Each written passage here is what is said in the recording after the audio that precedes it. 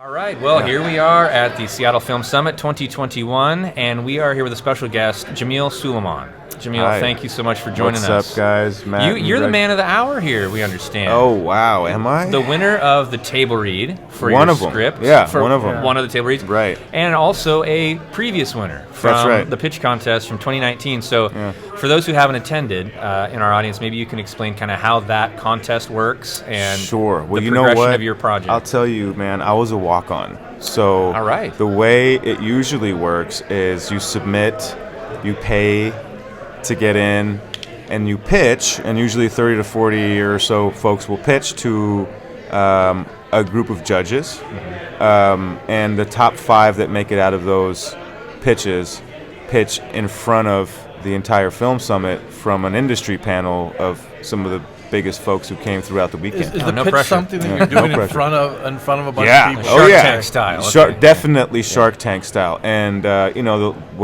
when I won and did it in 2019, it was the last, obviously pre-COVID, right? Yeah. So the irony is, I didn't even think I was going to be able to make it to the summit, to the film summit at all. But we had some friends with Tasvir, which is a South Asian film collective here, and me and my business partner are filmmakers. We're South Asian, and so we know them, and they helped us get into the thing. And then once we were there, we're kind of volunteering around a bit, and I saw these folks lining up to do a pitch, and I said, yeah, let's see if I can get on the list.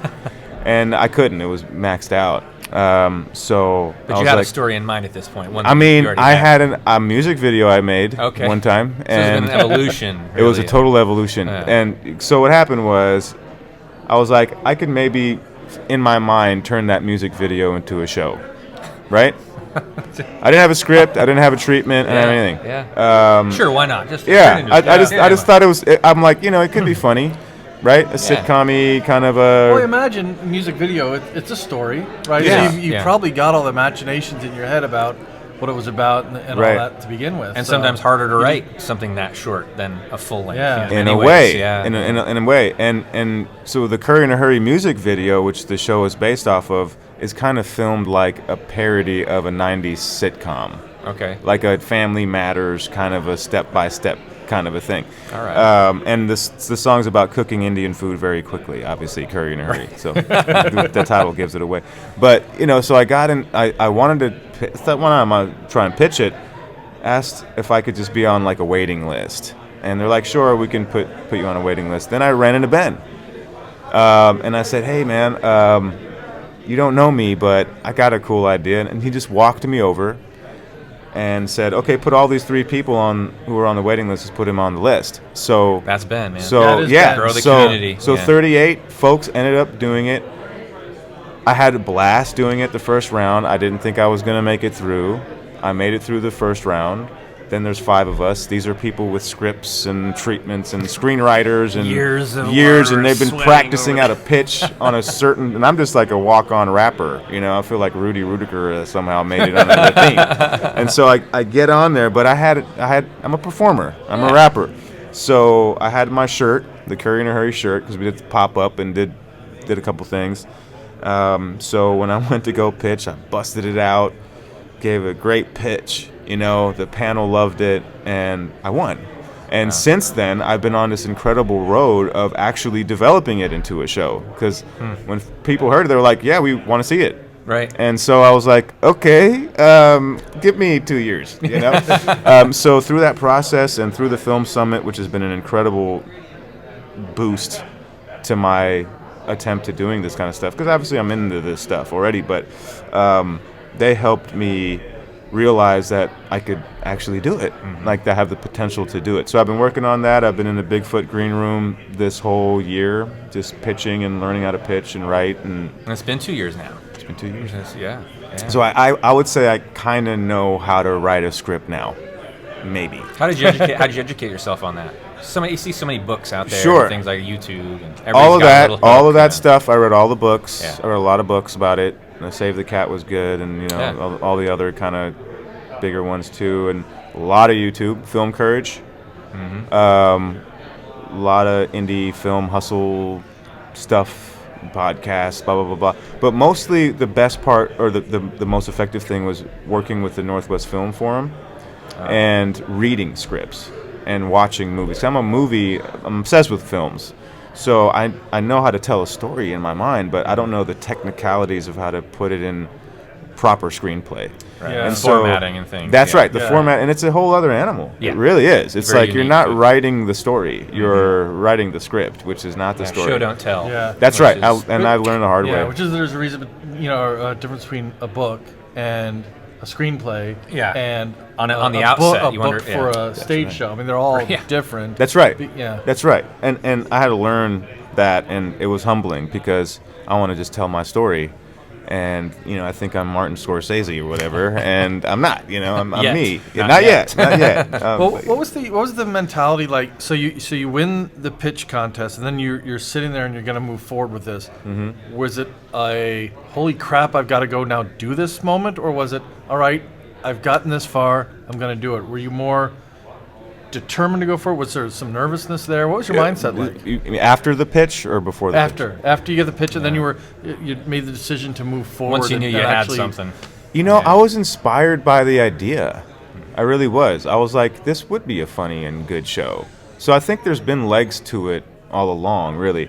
But winning the thing was like, and in front of that industry panel, really, and all of the people who were there, like 400 people who were there, and with this industry panel, and these are folks who do stuff, and they're just like, good job. And I'm like, you don't know me? Yeah, I know. I've seen Jack Ryan, and like, how are you, the guy who? And they wanted to talk to me, and after you win, Validating. it's very validating, and I think, immediately my thought was like, well, if you want to do this, you can do it. In my mind, I kind of affirmed myself to that, like, if you want to go do it, but obviously now if you want to go do it, you have to go learn how to really do it. So it's not going to be winning the pitch contest every time, Now it's like forcing myself to sit there for at least an hour a day, right? And So was there any time in the last couple of years you're like, I wish I'd never won that contest? no. Be careful what you wish for. No. Good. In fact, if anything, I'm like, I'm so glad I went that day. Yeah. right. Because not to say that I wouldn't be making content. I'm a musician. We'll be making something, but it gave me the self-confidence in a lot of ways, and also I started to adjust myself in a way of understanding the industry a whole lot more. Right. So not in those 2 years, I've been studying the industry quite a lot too, like how to break through or how the typical routes are, and that's been another eye-opener because I'm like, well, maybe I don't want or need to do that. Maybe I can independently make my content, have my audience, monetize them respectively with the stuff that I'm making, Patreon, whatever it is, crowdfunding and whatnot, and not have to have Do the beast. traditional way. Yeah, I mean, it is a little bit Yeah. of a different world out there than it was, 10, 20 years ago, right? Right. More avenues for independent folks, too. But it's still work. It's a lot of work because then you're taking all those things on yourself. On the theme of the summit being, keep it here. Yeah. You don't have to go. You don't have to uproot yourself or your family if you have one and go to LA like you used to need to do. It's Right. It's possible here, Yeah. and it's only getting better. It is, and I'm looking forward to that. And that was exciting. So So you came back this year with Yeah. the script with the script and won again. kind of. I mean, it's.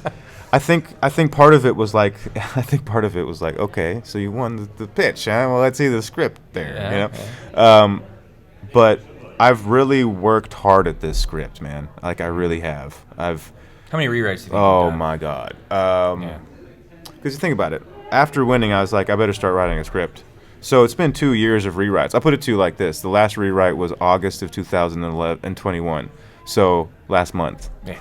That was the last rewrite. And I'm sure it's going to... You'll go home and probably. I'm sure. Yeah, tweak a few I things just tonight. think it's something. That's always the question I have for writers is when do you know when to stop? Because I would imagine Yeah. that you're looking Yeah. at this, any sort of artist is looking at their work and thinking, I could tweak this and make it a little bit better. I could do this. At what Drive point? yourself crazy. Yeah. Yeah, well, I've gotten there. And I think inevitably you kind of know that you can at least go for it now. And I think that's when a few rewrites happen and a few eyes that you want.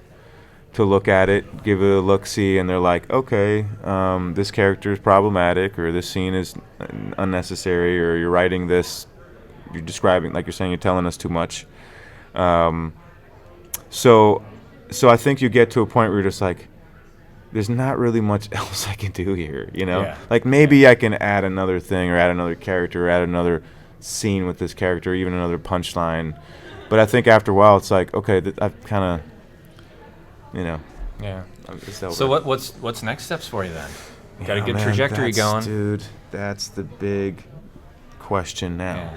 Because I've spent 2 years working on this thing. It's been my introduction to this craft and to this field and to this industry completely. Yeah. So no script experience before, now in the game a little bit. And I want to finish the summit. We finished the read. It was a great read. And I want to not think about it for a minute and allow it to kind of settle, and then also be like, yo, man, like, okay, you can write now. You know, what do you want to write? Yeah. Is this what you want to write? If moving on, though, the question is, are we going to produce it? Because I roll with a bunch of people who make stuff, and we made the music video, so we could conceivably make the pilot, but I'm just kind of battling with it. Is it a pilot? Is it a feature? Is it a series? You know.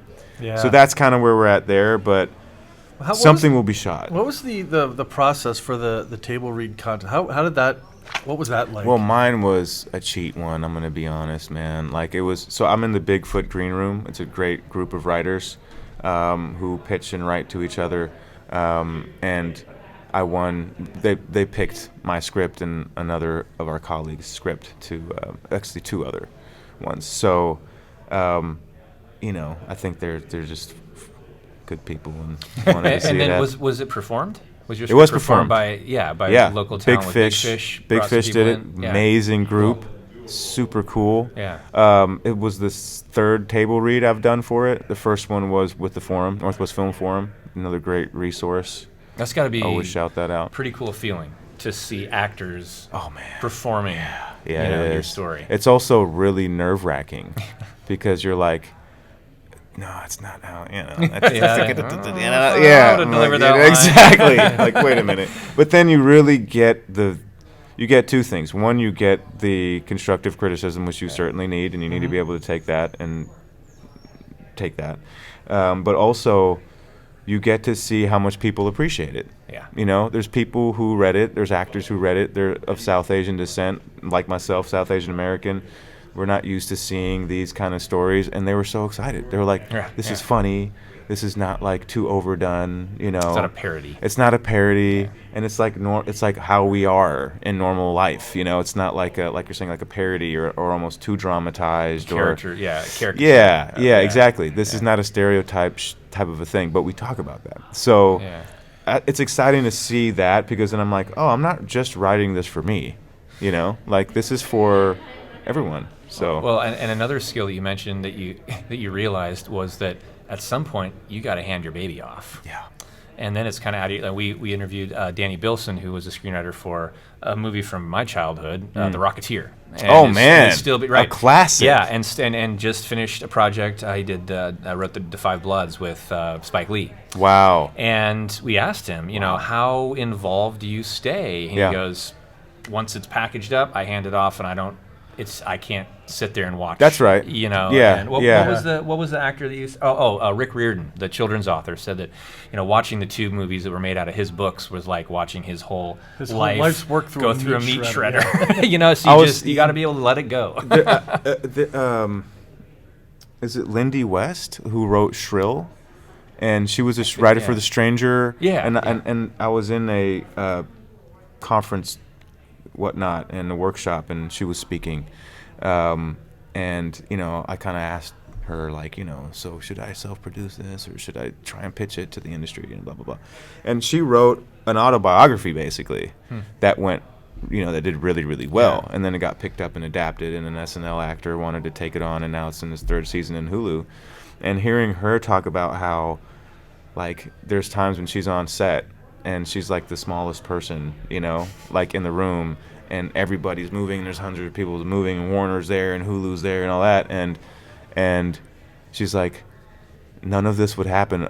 This is all my story, but like, it's all about but it's me. like, but I'm like barely here. Nobody knows who I am. Yeah, right. And if I wanted to even change anything, it's like a process, right? Oh yeah. So I think like I'm thinking about that because I'm like, do I want to have to deal with that? I mean, not that that's a luxury problem, obviously, right? But or do I just want to shoot stuff and put it out? Now you said there's obviously correlations to your life and your upbringing. Is it a personal story? Do you have a character in the story? Yeah, I'm the guy. You're the guy. Okay. Yeah, All I'm right. the guy. So it might be even twice as hard to hand off that baby. Right. Plus, I want to direct it too. So it's like Okay. I want to write, star, direct, produce. I mean, come on. I'll edit it. I'll do Foley. I'm the PA. All that. But it is. It's basically an exaggerated story of my own story, where I actually go viral with this song and TikTok and that whole. So unpack a lot about a few things: being young, being older, and then going viral, and that whole. What does that mean for an older artist who's been trying to crack the shell and now all of a fish sudden, out of water type of thing? Yeah. There's that, and I'm a millennial, and in the show, it's really tied with my younger brother, who's also an actor, and he's a Zoomer, and so there's like the millennial Zoomer thing going on. Our parents are boomers, so line them up and we can just have the whole combo. It's all about conflict. That's right. Yeah. There's a lot of conflict there, and then there's like all this cool from. foodie stuff, and cultural stuff about being South Asian and being Muslim American and being a college grad who's still paying his debt, and all that kind of stuff. And it's cool to see them all like curry in a lot of ways. I like that. They kind of, you put all the ingredients and it settles into this really delicious stew that's really heartwarming and endearing, and hopefully people enjoy, and can connect with. Well, not to sound too jingoistic, but it sounds like you got a great recipe for success here. It only took 5 years or whatever. Well, it sounds like you're on a great path. Thank you, man. You're surrounded by people here that are not only understand inclusion and the importance of telling stories that are not that white guy top-down story that we're used to. Right. But you've got issues of race, you've got issues of age, you've got issues of just when you're born, what generation you're part of, and all the juxtaposition of all those different. Yeah, definitely multi-layered. Yeah. That's dope, man. You gotta throw all the paint at the wall, right? And learning different parts of the industry. That's something else we've been told, is the importance of, being, just having multiple skills, being able to do a little of this, a little of that. You're so much more marketable. So that's right. Yeah, well, man, we wish you all the best. Thank you guys Jamil so much. Suleman, this has been fun. Privilege and an honor. We're gonna keep your name on file here because we know we're gonna be hearing about you in the future. Hey, man. And then we'll get you back and say we talked to you when. Yeah, that's right. And say, I remember those That's guys. right. I'll have you talk to my my secretary. There you go. Yeah, talk to my people. We'll my see these my people will see your people. Right on. Well, hey, enjoy the rest of the summit. Thanks so much, and, guys. appreciate you spending some time with us. Awesome. Jamil All right, Suleman. have a good one. All right, and Curry in a Hurry. Curry in a Hurry. All right. And you can find me online. Go watch the music video on YouTube. Curry in a Hurry, Jamil Suleman. Right. Oh yeah, and social media. Where we can social find media. Yeah, just Jamil Suleman, JamilSuleman. I'm the guy. You will infrequently see me dressed up as Jesus Christ. So I can see it. Yeah, okay, yeah. Well, that will definitely be for episode 2. That sounds good. We'll gotta have you back then. Thanks, guys. All right, thanks, Jamil. Jamil. Alrighty. Appreciate it.